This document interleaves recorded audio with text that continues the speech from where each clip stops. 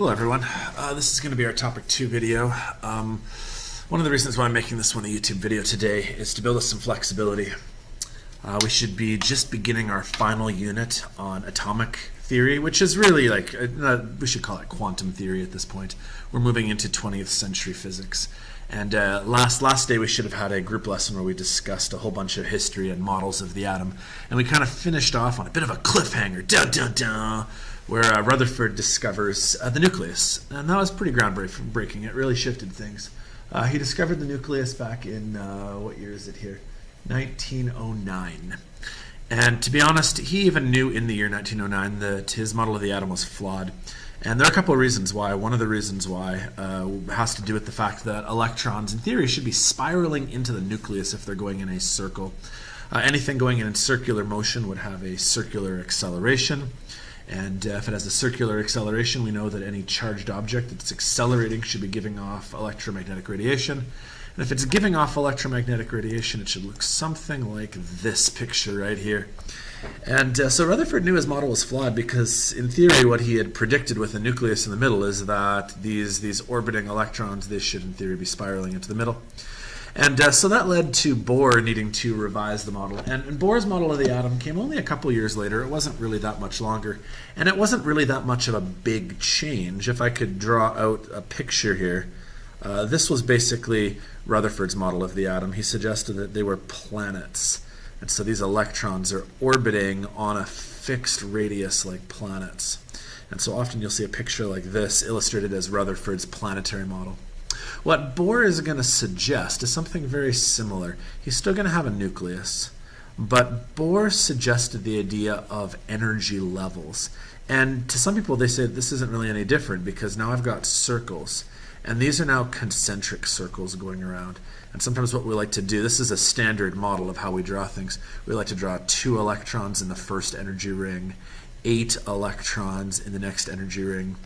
For those of you who have done some chemistry, you might recognize these as dot diagrams. For example, chlorine would have 1, 2, 3, 4, 5, 6, 7 valence electrons. And so that was basically Bohr's suggestion. But before I get to describing his model a little more in detail and some of the math equations and things that come from it, we need to just rediscuss the history that led us to this point. History is such an important part of what we need to be able to do.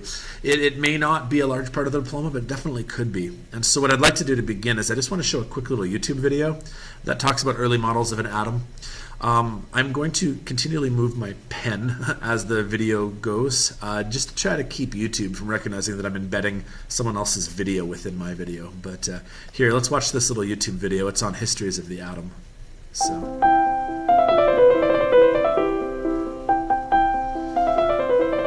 We might say the atomic age started with the work of John Dalton. Dalton proposed the atomic theory in 1803.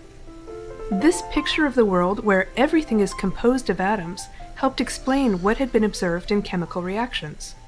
For instance, different elements always combined to form chemical compounds in amounts that were simple whole number ratios. Dalton proposed that each element had its own unique type of atom with a certain characteristic weight. These atoms were very small solid particles that were indivisible. That was the model of the atom for almost 100 years. Since Dalton's first conception, the model of the atom has evolved over time. Each time new experimental observations were gathered that couldn't be explained by the atomic model of the day, the model had to be revised and refined. For instance, the discovery of subatomic particles meant Dalton's model that said atoms were indivisible needed some work.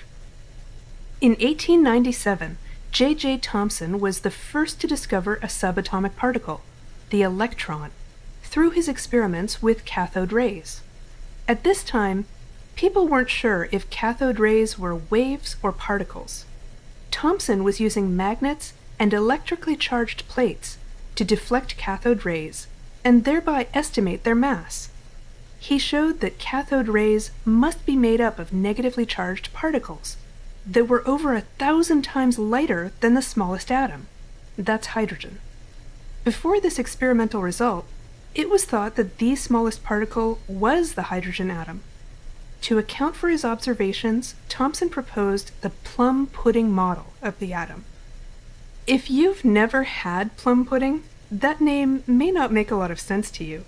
So imagine you have a dense, chewy cake with little raisins all through it, maybe like a raisin bagel, or a chocolate chip muffin if you prefer. The cake part is the bulk of the atom, and it's positively charged, while the little sweet bits of raisin, or chocolate, would be the negatively charged electrons. The Thomson model stood for about a decade, until the work of Ernest Rutherford. Rutherford and colleagues, in an experiment performed in 1909, found that a beam of alpha particles, that's a kind of positively charged radiation, shot at a target of very thin gold foil, mostly passed straight through to a detector behind the foil. But occasionally, a particle would be violently deflected back, as if it had hit something massive. As Rutherford said, "It was quite the most incredible event that has ever happened to me in my life. It was almost as incredible as if you fired a 15-inch shell at a piece of tissue paper and it came back and hit you. On consideration, I realized that this scattering backward must be the result of a single collision, and when I made calculations, I saw that it was impossible to get anything of that order of magnitude unless you took a system in which the greater part of the mass of the atom was concentrated in a minute nucleus. It was then that I had the idea of an atom with a minute, massive center carrying a charge." The results implied that an atom must be made mostly of empty space, but with a small core of positively charged material that contained most of the mass of the atom. This was the nucleus. Again, the atomic model had to be updated to take this new information into account. There was a problem almost immediately seen with Rutherford's model, however. If the electrons are out in this empty space around the positively charged nucleus, what is keeping them from just giving in to the electrostatic attraction towards the nucleus? Why doesn't the atom just collapse on itself from all that attraction?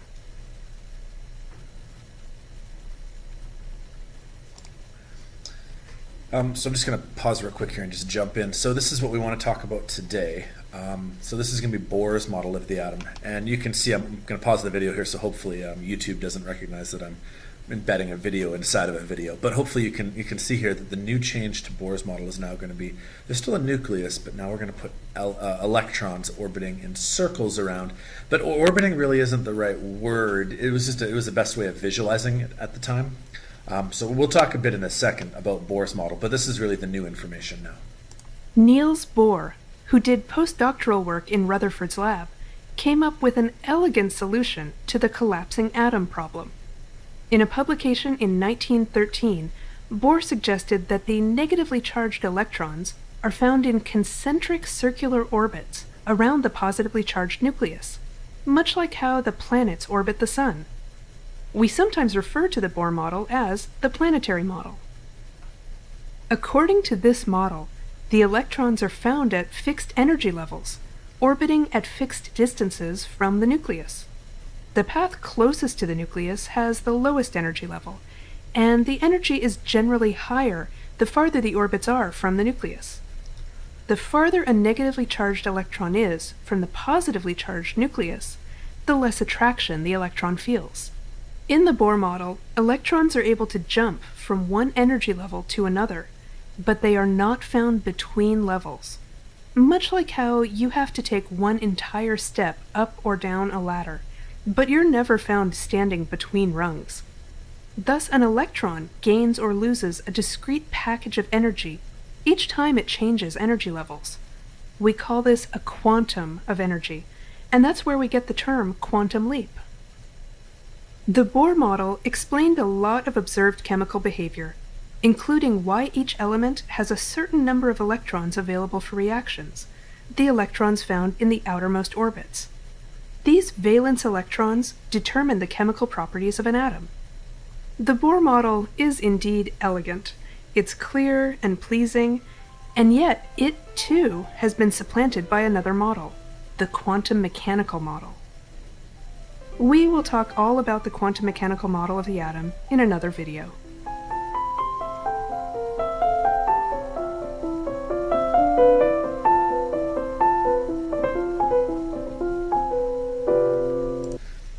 Okay, so we can probably pause there. Like the video says, we're going to get into the quantum model in the next little while here.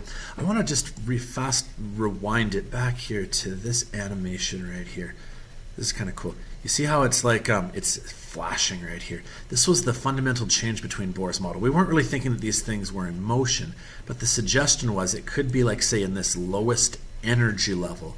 We called it an orbital.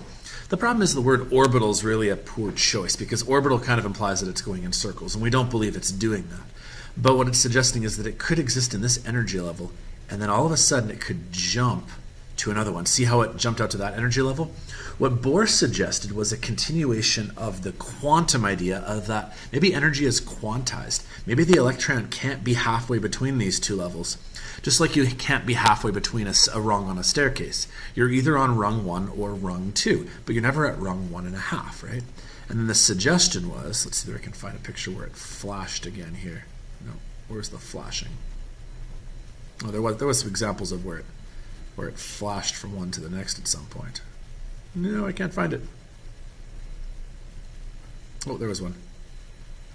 Right, the suggestion was as it moves from, say, energy level 3 to energy level 2 or energy level 1. Oh, you can see that flash somewhere in there. Yeah, see the flash that they had right there? That flash was indicating that either energy is being absorbed or given off as the electron either jumps up one level or 2 levels or 3 levels and back down again. So that's what we want to discuss today in our topic on Bohr's model of the atom. So let's keep going here. Let's talk a little bit of the history and then we'll get to some calculations. Ernest Rutherford was working at University of Manchester and Niels Bohr was actually working for him, which is kind of cool. And he worked with everyone. He worked with Thomson. He was a contemporary of Einstein's. They like to actually debate and try to figure stuff out over ping pong matches, believe it or not. So Bohr, I kind of picture him as kind of like the social butterfly of the physics community. He worked with everyone. And so he suggested a solution to Rutherford's problem.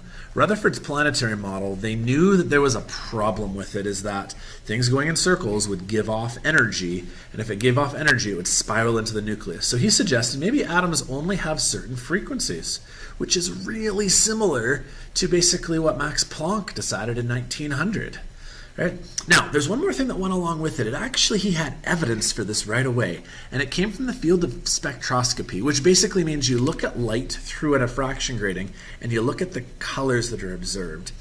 And I've got a demonstration that hopefully we've either done in class before or we will do in class soon, or I may even have it set up right now, and you can pause the video and come take a look.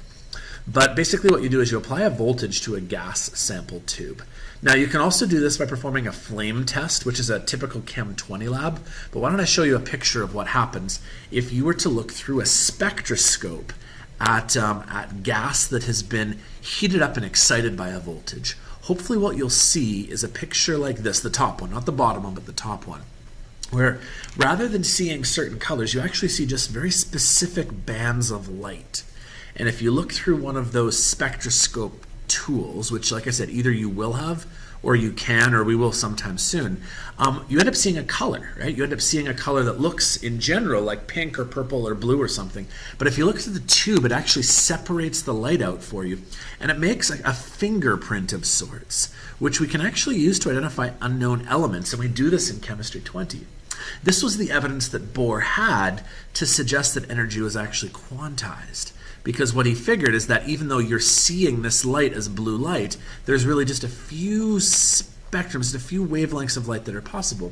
And he suggested that these wavelengths directly correlate, if I could draw a picture here. Well, I've got lots of pictures here. I'll come back to this one here. He suggested that these wavelengths right here directly correlate to the energy levels that electrons can have as they go around. And so as an electron goes from level 1 to level 2 or from level 2 to level 3, here's basically his logic. What's happening here is that an electron is getting excited. That's the word we use. We're adding energy to it. And it's moving from its base location, its regular location, it's moving up from energy level 1 to maybe 2 to level 3. And in doing so, it's absorbing energy. Now, in our lab, in our class, that's what the voltage tube is doing, is it's providing energy for the electrons to get excited, and they're moving up to a new level. Well, they can't stay there. They're not normally from that energy level location. And so what happens is eventually they drop back down to their original level. And just like we saw in the YouTube video, then there's a flash of light and a certain color is given off. Not all colors, but very specific colors. You might see a lot of purple or a lot of red or something like that. But when they separated it out using a prism or a diffraction grating, they saw that just a few specific bands of light were available. And so, for example, when you're seeing this band right here, it could be when it dropped from 2 to 1.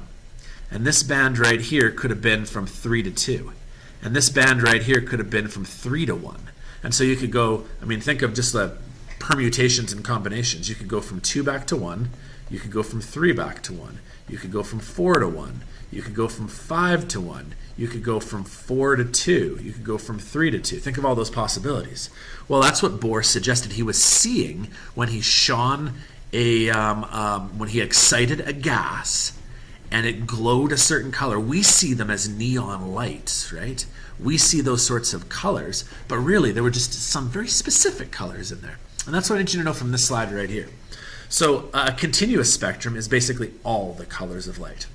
Well, when you're seeing a certain color, you may not be seeing just one, or you might not be seeing a whole smear of colors. You may be seeing just specific bands, specific wavelengths given off. That's called an emission spectrum, and we get that by basically taking a cool gas and we excite it. And we excite it up, then it becomes warm, and the electrons have too much energy, and they literally teleport from level 1 to level 2 to level 3, and when they fall back down, then they give off light. The opposite of an emission spectrum, by the way, is called an absorption spectrum.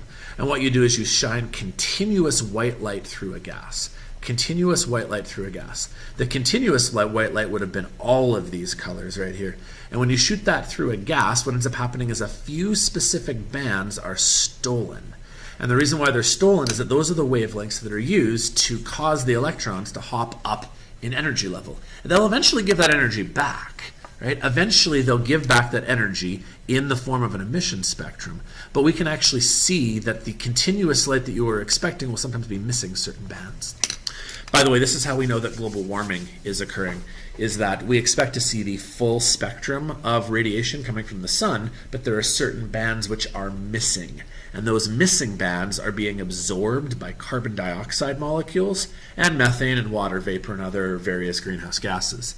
And so what we would expect to see is, they usually draw a graph that works like this, where here is 100% intensity, and this is the wavelength you have. And so this wavelength, all of it made it through. This wavelength, all of it made it through. And there's a big dip all of a sudden. And then there's another big dip.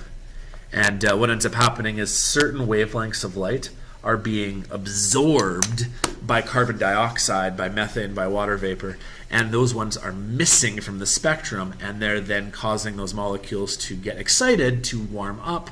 And they're not necessarily giving off light in the same way, but they are stealing energy that would normally make its way to the Earth, and normally that energy would then get reflected or something like that back into the atmosphere, but they're being kept. So, okay, I gotta keep moving here. The last line I have right here is kind of interesting.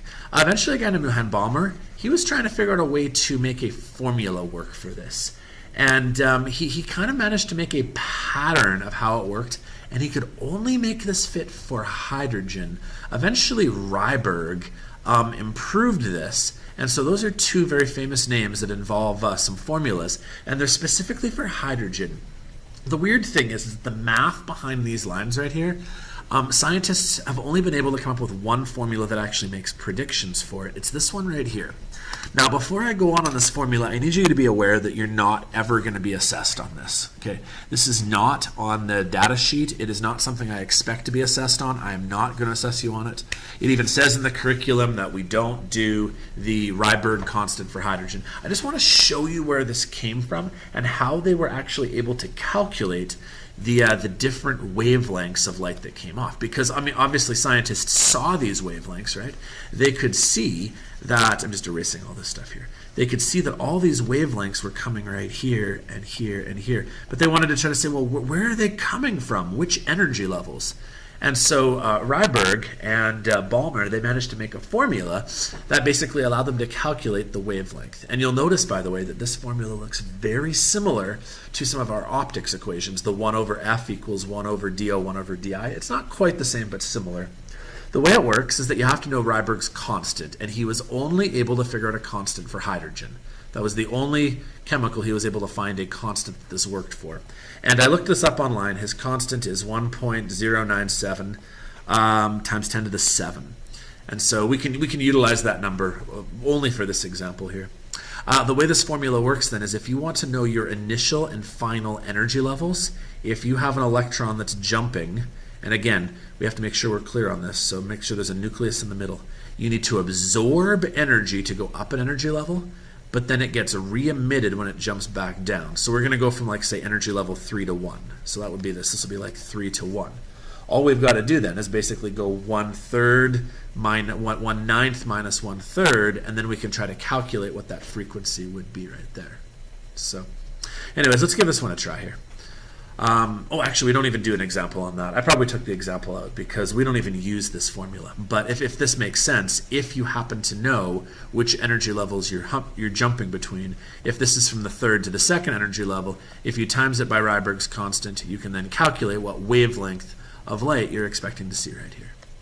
So Bohr eventually saw this, and he discovered, these things aren't actually orbiting. Like I've been saying to you, they knew that orbitings weren't working, but he realized they're just energy levels, and you can't be in between a level, right? Like you can't have 1.5 energy levels or 2.5 energy levels.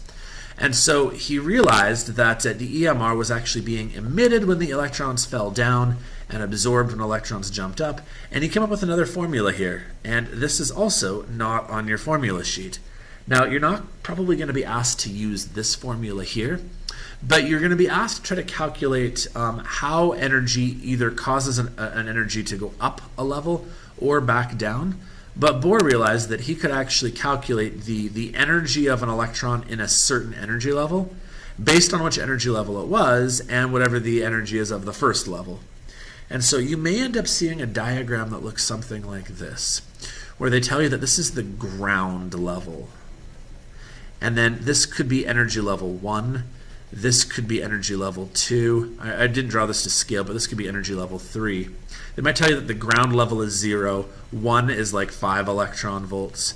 2 is 6 electron volts. 3 is 6.5 electron volts. And I might ask you how much energy is needed to get something from level 1 to level 2. And you'd say, well, to get from level 1 to level 2, you need 1 electron volt. Or they might say how much energy is given back when you go from level 3 back to level 1. And from 3 to 1, you'd get back 1.5 electron volts. Now, I just randomly put numbers on the side here of 6.5, 6, and 5. But what Niels Bohr was able to figure out is he could actually calculate what number was supposed to go on the side of a diagram like that. And so basically, if I could redraw maybe a better one right here, he was then able to figure out that the ground level, where's that picture? The ground level was 13.6 electron volts. So down here, he called this negative 13.6 electron volts. And then the next energy level might have been negative 10.2 electron volts. And then the next level might have been negative 4.3 electron volts. And the next energy level might have been negative 1.5 electron volts. And eventually, as you get higher and higher up, the numbers are going to basically disappear and go down to 0, because maybe the highest energy level would be 0. And so you might say this is the ground level, then this is going to be like levels 2 and 3 and 4, and then this would be level infinity. And the reason you call that level infinity is that this is where the electron is lost entirely. This is where the photoelectric effect has occurred. This was then your activation energy. This was your work function. And if you do this much work, you can get rid of the electron entirely. If you do less work than that, you can then pop an electron up to a higher energy level, and then one day it'll return to you and it'll give you back a frequency. Long story short, we can then calculate that frequency using Max Planck's formula. We just need to know what our energy level values are. And so this example right here is how Bohr came up with this formula. We won't necessarily use this other than maybe if I still have one more example on that here. Yeah, I do have one example on that. So just to talk about where these numbers all came from, I just need to remember what the first energy level is. It's 13.6 electron volts. So we know that the first energy level is 13.6 electron volts.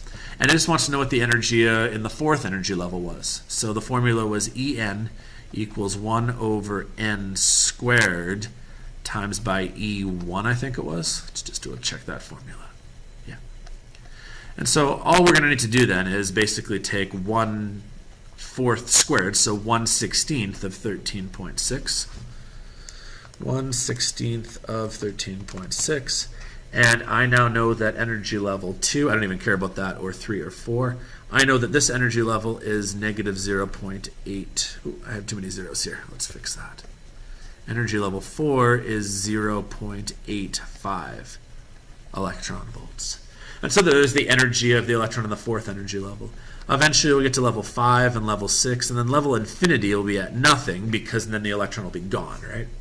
And so a follow-up question might be to ask, well, how much frequency is needed to bump this up an energy level, right? And then you can use the formula E equals HF.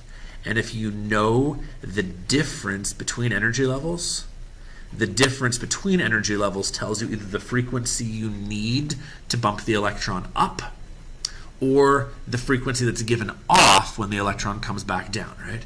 So when you think global warming, certain frequencies of light, or especially the infrared spectrum, certain frequencies of the infrared spectrum are actually being absorbed by carbon dioxide, and thereby causing electrons to jump up an energy level. But eventually, that energy is going to be given back again, and we might see that given off in the form of some sort of EMR. Like in that case, it's IR, infrared, but we can literally see this in visible light with these pictures that we have right here of the energy being given back, but only in discrete bandwidths. So anyways, that answers this question right here. I mean, it was literally that. It was 0.85 electron volts. But let's just do a follow-up question. If I asked you what frequency of light that would be, then I would say that 13.6 minus 0.85 is a difference of 12.75 electron volts. Planck's constant in electron volts is 4.14 times 10 to the minus 15. And so if I wanted to solve for the frequency of light, all I'd have to do is divide by Planck's constant. So why don't I do that real quick? I know that the question didn't ask for that, but since I'm talking about it, I may as well. 4.14 times 10 to the minus 15. And so I got back a frequency of 3.079 times 10 to the 15. And to make that more useful, I might divide that from the speed of light. So 3 times 10 to the 8 divided by that answer means that I got a wavelength of 9.74 times 10 to the minus 8. And so that might mean that that is what this, oh, where's the picture there? That's what this color of light might have been. Is that could have been jumping from 4 down, back down to 1. This could be jumping from 3 to 1. This could be jumping from 2 to 1.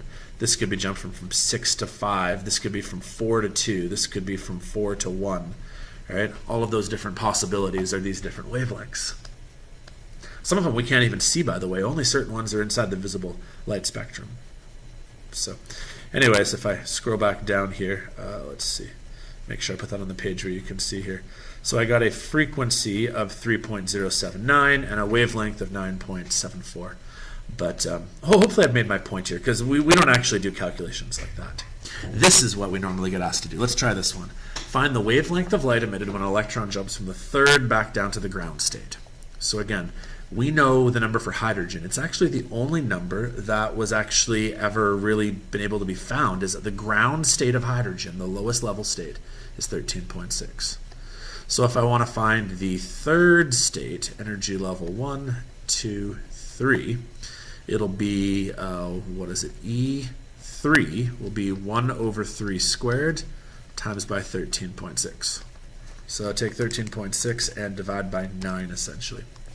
And so I know that this is actually 1.51 electron volts.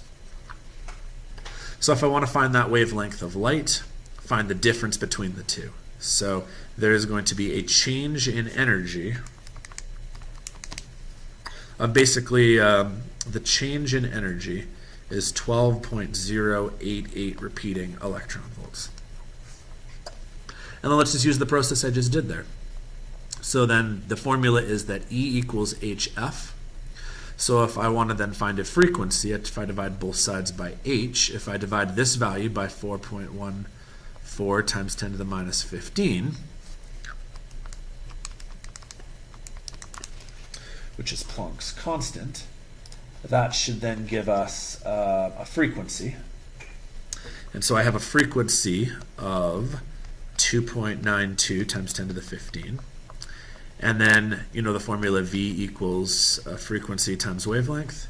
If I then want to find my wavelength, I just take my frequency and I divide it from the speed of light. So 3 times 10 to the 8 divided by my frequency gives me 1.03 times 10 to the minus 7, which is 103 nanometers, which is, it's getting close to visible light, but that would be purple probably, because I can't quite see that yet, right? 700 nanometers would be red, 400 or so would be purple, and so this would be the wavelength of light that is emitted. So that's probably in the ultraviolet spectrum. Okay, so what do you need to be able to do? Going back to formulas here. Don't worry about this formula. We don't use it. Don't worry about this formula here. We don't use it. It just kind of explains where these values came from, because when you eventually are given a diagram where they give you like on the sides of a Bohr diagram, like I've got right here where they've got like the ground state, the second, the third, the fourth, and then eventually they might even give you the infinity state where this thing is now at 0 because it's gone. Think of this like a work function. If you bring 13.6 electron volts, you can basically have enough frequency to kick an electron all the way out of an atom and it's gone entirely. However, if you don't bring enough, you might not be able to kick it out of the atom, but you might be able to bring it up to a top state and then bring it back down again. And that's what you're seeing when you're looking, whenever it is that you look, whether you do it now or whether we're doing it later, when you look through the spectroscope at the voltage tubes that I have, that's what you should be seeing, is electrons that have become excited. They've bumped up an energy level and they're coming right back down again. This is another kind of picture that we'd have right here. It says determine the energy change and the wavelength of EMR emitted as the electron drops from N3 to N1. And I think I put this question in without any numbers on it, just to kind of illustrate that this is the type of question you'll be asked. You'll be given a number right here, a number right here, a number right here, and a number right here. And all you've got to do is just subtract them, right? So if this was the number 7, and then 5, and then 2, and then 1, then from 3 to 1, you'd say 7 minus 2. And so there's a change in energy of 5. And usually it's in electron volts because the amount of energy we have is usually way too small to be measured in joules. So, here's a picture that kind of describes actually a series of these things named after some of these scientists, Lyman Balmer, who we've already mentioned, and Paschen. They basically discovered all of these different ways that electrons could re-fall back down. And so if it always falls down to the 1 level, those are known as Lyman series. So from 5 to 1, from 4 to 1, from 3 to 1, and 2 to 1, those are known as the Lyman series. If it ever falls down to the second energy level, it goes from 5 to 2, 4 to 2, 3 to 2. Paschen series is when it falls down to the third energy level, and this now explains why there can be so many bands that you're seeing, because it could fall from any of these ones down. It can go from 5 to 4, it could go from 6 to 5 to 4, it could, right? And so you could have many different colors of light that are given off. In general, the Balmer series right here is the visible light ones.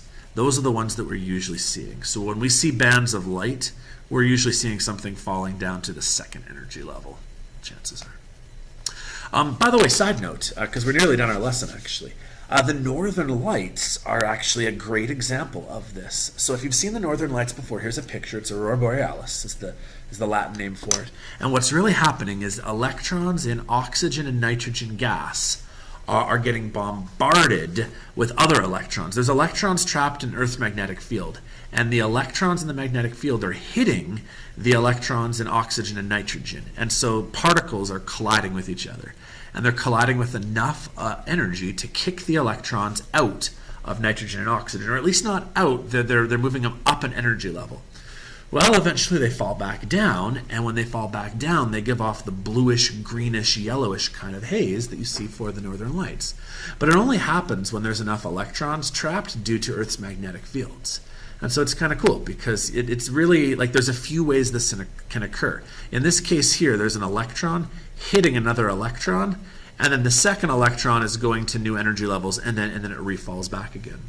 But the same principle is, like I said, this is how we know what we know about global warming occurs, is that the whole spectrum of light from the sun should be reaching us, but not all of it is, because some of it's getting absorbed by our atmosphere, and it's causing our atmosphere to warm up, and that becomes a problem, obviously.